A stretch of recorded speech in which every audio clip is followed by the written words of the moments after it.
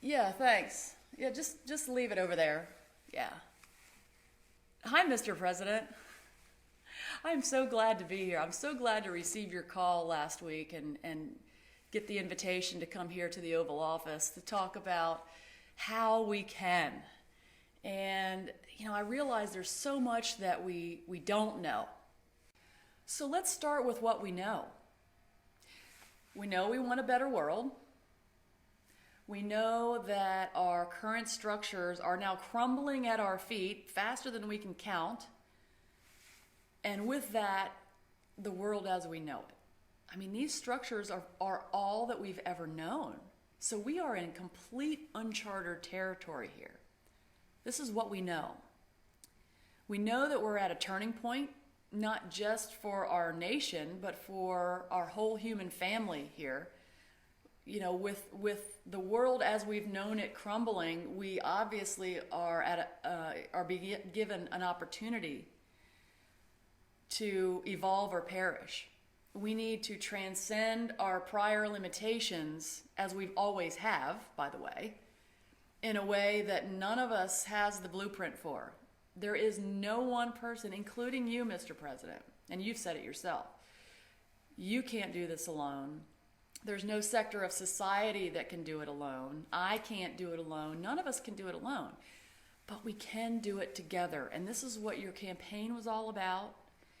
That's what Yes We Can is all about. And that's what the how we can that I want to offer in service to my country is all about. So this is what we know.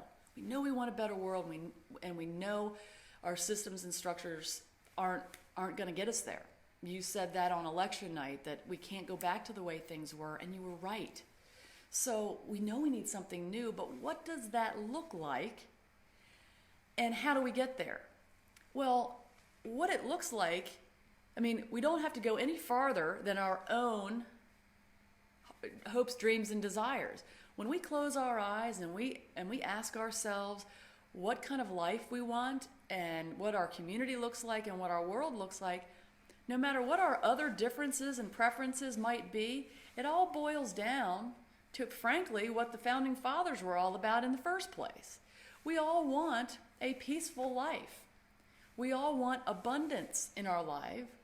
We all want joy, and we all want freedom. That's what this country was founded on. Those things equal prosperity. And in our founding documents, this thread runs throughout them, that this is what we were intending. This was the world they saw. It's the world we see. It's so fundamental to human existence that we all already share this vision. What we haven't done is reconnected ourselves to that vision so that can be our guiding star, so that we can align and leverage all of our resources and energy, programs, policies, everything toward that one thing that we all already want. We all already share this: prosperity, peace, abundance, joy, and freedom. Okay, so that's what it looks like. That's what we need to have us bring all of our pieces up to be larger than the sum of its parts. So how do we get there? Well, we don't get there by picking up the pieces of the crumbling systems and trying to recreate them. Recreating something that has proven it's not serving us anymore and that it can't withstand the rapid change that we're living in right now makes no sense. That means we're going to need to create fundamentally new structures in a fundamentally different way than we've ever created before. We can't create new in the same consciousness that created that which has just crumbled. Einstein said something like that, right? So let's listen to that, okay? So what we need to do is first awaken this vast common ground about this vision we all want in each of us. Then we need to engage every sector of society in a systemic rebuilding process.